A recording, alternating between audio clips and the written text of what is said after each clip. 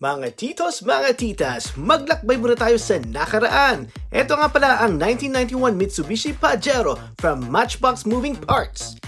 Growing up in the 90s sa Pilipinas, malamang nakakita ka na nito or nakasakay ka nito o di kaya meron kayo nito. Dahil sikat na sikat ang Pajero back in the day.